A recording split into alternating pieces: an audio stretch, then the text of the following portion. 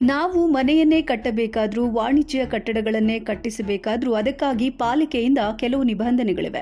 ಅದರಲ್ಲೂ ಇಷ್ಟೇ ಅಂತಸ್ತು ಕಟ್ಟಬೇಕು ಅನ್ನೋ ಕಾನೂನಂತೂ ಪ್ರಮುಖವಾದದ್ದೇ. ಆ ಕಾನೂನನ್ನು ಅದೆಂತಹ ಗಣ್ಯರೇ ಆದರೂ ಜನಸಾಮಾನ್ಯರೇ ಆದರೂ ಪಾಲಿಸಲೇಬೇಕು. ಆದ ಮಾಲೂರು ಪಡೆಯಲ್ಲಿ ಕಾನೂನು ನಿಬಂಧನೆಗಳನ್ನು ಗಾಳಿಗೆ ತೂರಲಾಗಿದೆ. ಇಲ್ಲಿನ ಮಾಲೂರು ಪಟ್ಟಣದ ವಾರ್ಡ್ ನಂಬರ್ 16ರ ಸರ್ವೆ ನಂಬರ್ 117/3ರ ಪುರಸಭೆ ಖಾತೆ 12346/30/1ರಲ್ಲಿ ಅನಧಿಕೃತವಾಗಿ ಅಕ್ರಮವಾಗಿ 6 ಅಂತಸ್ತಿನ ಕಟ್ಟಡ ಕಟ್ಟಲಾಗಿದೆ. ನಿಜಕ್ಕೂ ಇದನ್ನು ಉಡಾಫೆ ಅನ್ನಬೇಕೋ ಭಂಡ ಧೈರ್ಯ ಅನ್ನಬೇಕೋ ಗೊತ್ತಿಲ್ಲ.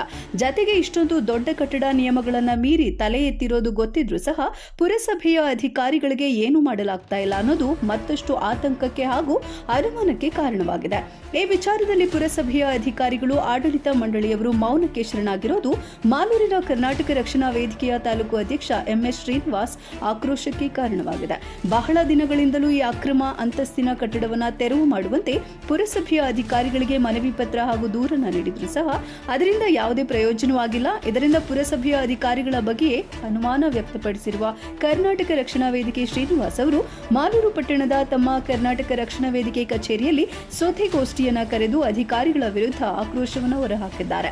ಇದೇ ವೇಳೆ ಸುದ್ದಿಗಾರರೊಂದಿಗೆ ಮಾತನಾಡಿದ ಕರ್ನಾಟಕ ರಕ್ಷಣಾ ವೇದಿಕೆ ಶ್ರೀನಿವಾಸ್ ಅವರು, ಒಬ್ಬ ಬಡವ ತನ್ನ ನಿವೇಶನದಲ್ಲಿ ಕಟ್ಟಡ ನಿರ್ಮಾಣ ಮಾಡಬೇಕಾದ್ರೆ ಪುರಸಭೆಯ ಅಧಿಕಾರಿಗಳು ಹಲವಾರು ಕಾನೂನು ನಿಬಂಧನೆಗಳನ್ನು ವಿಧಿಸುತ್ತಾರೆ. ಆದರೆ ಹಣವಂತರಿಗೆ ಯಾಕೆ ಇಲ್ಲ ಅಂದ್ರೆ ಅಧಿಕಾರಿಗಳು ಸಹ ಇದರಲ್ಲಿ ಶಾಮೀಲಾಗಿದ್ದಾರೆ ಅಂತ ಅರ್ಥ.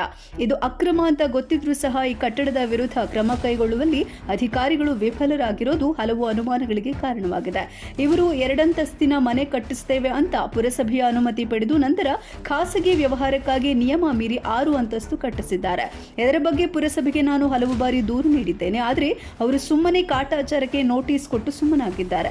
ಏನೂ ಸಹ ಯಾವುದೇ ರೀತಿಯ ಕಾನೂನು ಕ್ರಮ ಜರುಗಿಸಿಲ್ಲ. ಇಂತಹವರಿಂದ ನ್ಯಾಯ ನಿರೀಕ್ಷಿಸಲು ಸಾಧ್ಯವೇ ಅಂತ ಕರ್ನಾಟಕ ರಕ್ಷಣಾ ವೇದಿಕೆ ತಾಲೂಕು ಅಧ್ಯಕ್ಷ MS ಶ್ರೀನಿವಾಸ್ ಪ್ರಶ್ನೆ ಮಾಡಿದ್ದಾರೆ.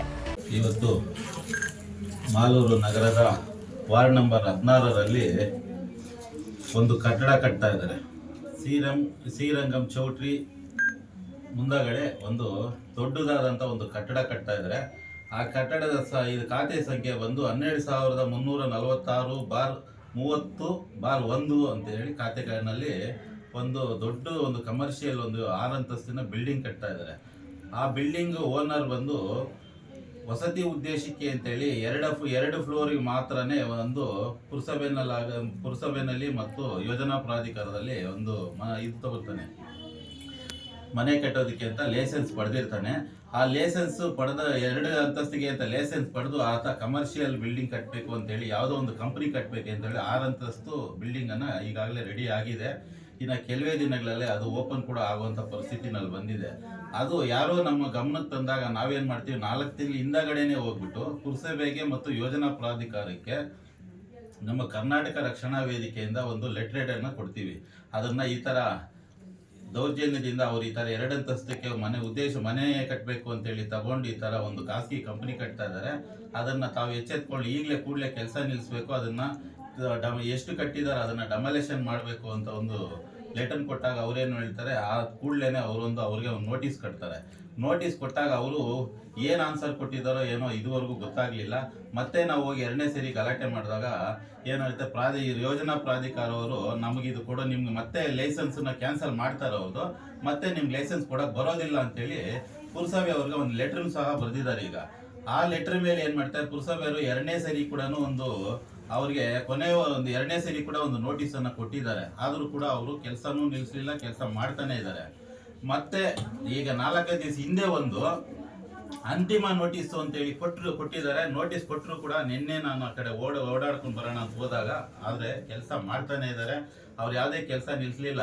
ಇದಕ್ಕೆ ಯಾರು ಕುಮ್ಮತ್ತಿದೆಯೋ ಗೊತ್ತಿಲ್ಲ, ಇಲ್ಲ ನಮ್ಮ ಪುರಸಭೆ ಅಧಿಕಾರಿಗಳು ಏನಾದರೂ ಶಾಮೀಲಾಗಿದ್ದಾರಾ ಏನು ಅಂತ ಅಂದ್ಬಿಟ್ಟು ಇದುವರೆಗೂ ನಮ್ಗೆ ತಿಳಿದಿಲ್ಲ. ಈ ಥರ ನಮ್ಮ ಸಾಮಾನ್ಯ ಜನ ಏನಾದರೂ ನಮ್ಮ ಮಾಲೂರು ನಗರದಲ್ಲಿ ಏನಾದರೂ ಒಂದು ಸೀಟ್ ಮನೆ ಕಟ್ಟಬೇಕಾದ್ರೂ ಕೂಡ ಪುರಸಭೆ ಅವರು ಹೋಗಿ ಯಾಕೆ ನೀವು ಲೈಸೆನ್ಸ್ ತಗೊಳ್ಳಿಲ್ಲ, ಅಕ್ರಮ ಕಟ್ತಾ ಇದ್ದೀರಾ, ನಾವು JCB ತಗೊಂಡು ಇದನ್ನ ದಬ್ಬುವಂಥ ಕೆಲಸ ಮಾಡ್ತೀರಿ ಅಂತ ಹೋಗ್ತಾರೆ. ಆದರೆ ಯಾರೋ ದೊಡ್ಡ ವ್ಯಕ್ತಿಗಳು, ಪ್ರಭಾವಿ ವ್ಯಕ್ತಿಗಳು ಕಟ್ಟಿದವಾಗ ಮಾತ್ರ ಯಾವುದೇ ರೀತಿ ಅವ್ರ ಮೇಲೆ ಕ್ರಮ ಕೂಡ ತಗೊಳಲ್ಲ. ಅದ್ರಿಗೆ ನಮ್ಮ ಪುರಸಭೆ ಅಧಿಕಾರಿ, ನಮ್ಮ CO ಪ್ರದೀಪ್ ಅವರು ಆಗಿರ್ಬೋದು, ಮತ್ತೆ ಹೆಲ್ತ್ ಇನ್ಸ್ಪೆಕ್ಟರ್ ಶ್ರೀನಿವಾಸ್ ಸರ್ ಆಗಿರ್ಬೋದು, ಅವ್ರು ಏನಾದರೂ ಅದರಲ್ಲಿ ಇನ್ವಾಲ್ವ್ ಇದ್ದಾರಾ ಇನ್ನೂ ಅನ್ನೋದು ನಮಗೂ ಗೊತ್ತಿಲ್ಲ. ಅವರು ಯಾಕೋ ಅದ್ರ ಬಗ್ಗೆ ಎಚ್ಚೆತ್ಕೊಳ್ತಾನೂ ಇಲ್ಲ.